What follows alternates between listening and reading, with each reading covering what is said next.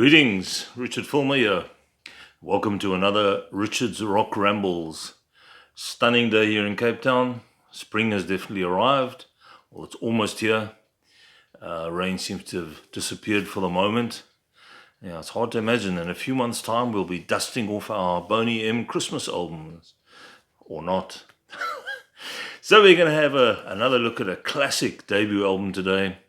And like the previous episode, this one was a game changer.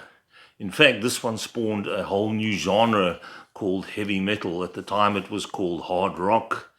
Underground music, it was called. And these guys certainly paved the way. We're talking about the debut album from Black Sabbath. In my top 2 favorite bands of all time. And these guys had been touring a lot before this album was made. They didn't have a huge repertoire, obviously. They just got together. They first started out as a band by the name of Polka Tulk, and then they became Earth, and then they settled on Black Sabbath, and of course the rest is history. And they were really quite raw, very fresh. In fact, this album, when they recorded it, believe it or not, the album took, it was recorded in Recent Sound, London, and it took 12 hours to record. That's it. Not weeks, not months, not years. Some bands have taken years to record an album. This took 12 hours. And it's probably because they only had an X amount of tracks to work with. But yeah, it must have been amazing to be in that studio. Released on the 13th of February 1970 in the UK and the 1st of June in the States. So reverse to the last episode where it was the other way around with Led Zeppelin. They first released in the States and then in the UK. Sabbath was the UK first. On the Vertigo label in the UK and on Warner Brothers in the States. I think some of those Vertigo label ones, if you have that in your collection, they're worth quite a bit. As I said, recorded in Regent Sound, London. Producer Roger Bain, who would go on to do the second and the third album for them.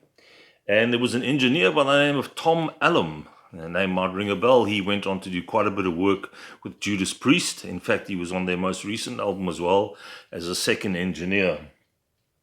And yeah, so the album was recorded in a single day, 12 hours. Boom, done, dusted. And what a game changer. Like I said, this album, I mean, there had been heavy albums before, but nothing like this. This was just on a whole different level. So in the band, Tony Iommi on guitar, the riff meister, if you like. Those really doomy riffs. He would become famous for that. Geezer Butler on bass, and him and Tony Iommi, not having a second guitar, needed to be locked in. And right from that first album, you can hear these guys are going to work really well together. Along with Bill Ward on drums, quite a jazz background to his drumming. That's what I've always liked about it, not just pounding away. Lots of little fills, little riffs and things on the drums. Amazing drummer. And the one and only Ozzy Osbourne on vocals and harmonica on this album, which we'll get to in a second. Great singer. In the early days, his vocals were a little bit, especially on this album, the range was a bit lower. He could hit the high notes as well, which he would later on albums like Sabbath, Bloody Sabbath. But on this first album, you can hear they were all raw, but it's just such a visceral album. It's exciting. You can hear the passion in the playing and just the energy. The energy levels were way up there.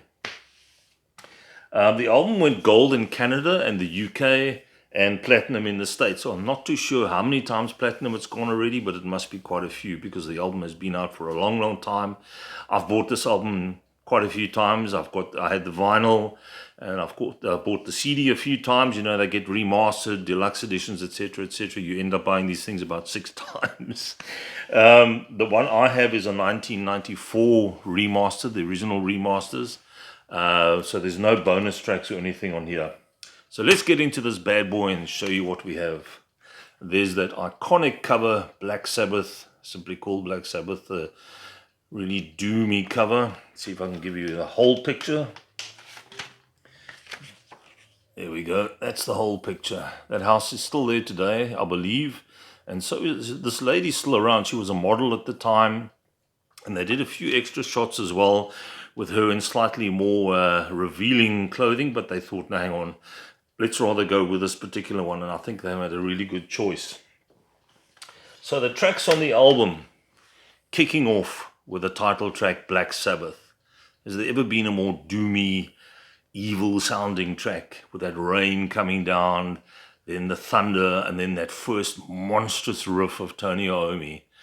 I mean, when I first heard that, it was like spine-tingling stuff.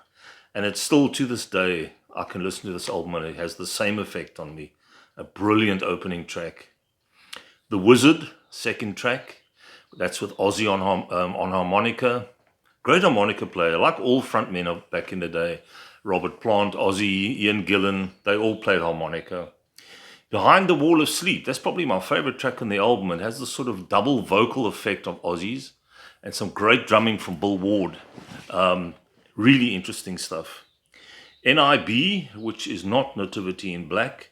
In fact, Nib was, Bill Ward had a bartue which sort of went down into the point, and that's what they called it, Nib. So it was actually referring to Bill Ward. It had nothing to do with any strange, names or anything. Evil Woman, another really great guitar piece from Tony Iommi. The whole band is locked in. Even in these early days, you can hear these guys were super tight. Sleeping Village, that's also sort of a jazzy feel to that one. The Warning and Wicked World. Excellent. There's not a bad track on here, like I said with the previous one, Led Zeppelin. Same with this one. When you have a debut album, you want to make a statement. You want to say, this is us, this is what we're all about. And Black Sabbath really did it with this album. As I said, my favorite track's probably Behind the Wall of Sleep and then the title track. And but the rest is excellent as well. I mean, these guys would only get better with age and repeated albums. But as far as debuts go, this is a standout. So let's see if I can show you anything. There's the guys in all their glory in the early days. I reckon they were probably in their early 20s. That's Bill Ward. There's Geezer Butler. There's Ozzy in the front. And there's the brooding Tony Iommi, the guy you didn't mess with in the band. Here's another shot. Yeah, they were doing quite a bit of touring in the early days, and then shortly after this, or just before this album, they were in the States, getting a foothold there. And that's that infamous inside cover on the vinyl that was on the one side. Band were very upset with that because they thought it was going to cause all sorts of, bad feelings, and they actually had nothing to do with that upside down cross. That was the design company and what have you. Sometimes these things are out of the band's hands, especially in those days. But anyway, I don't think there was too much flack.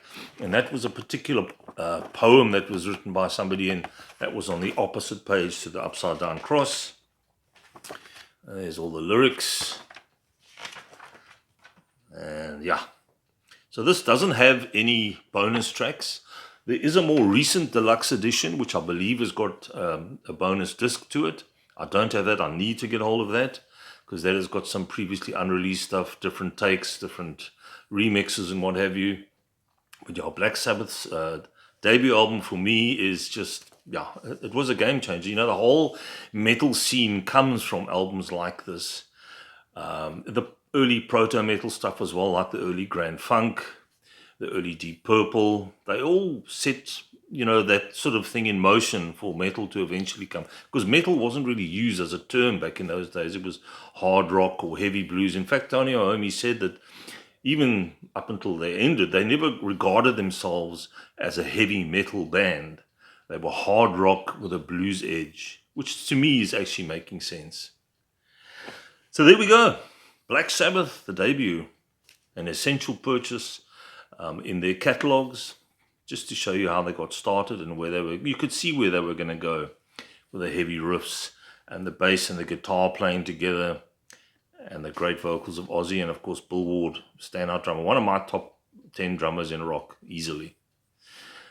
So next time around, we're going to have a look at an American band who also made a huge statement with their debut album, especially for guitarists. It was another game changer, and we're going to be talking about the debut album from Van Halen. It's quite weird though. The first three that I'll be talking about, Led Zeppelin, Black Sabbath and Van Halen, didn't have titles in the album. It was simply called the band's name, Black Sabbath, Led Zeppelin, Van Halen, which to me is what you need. You say, this is us, this is what we're all about, and then you take it on from there. Although Zeppelin did it for the first 4, before they had a proper title to an album.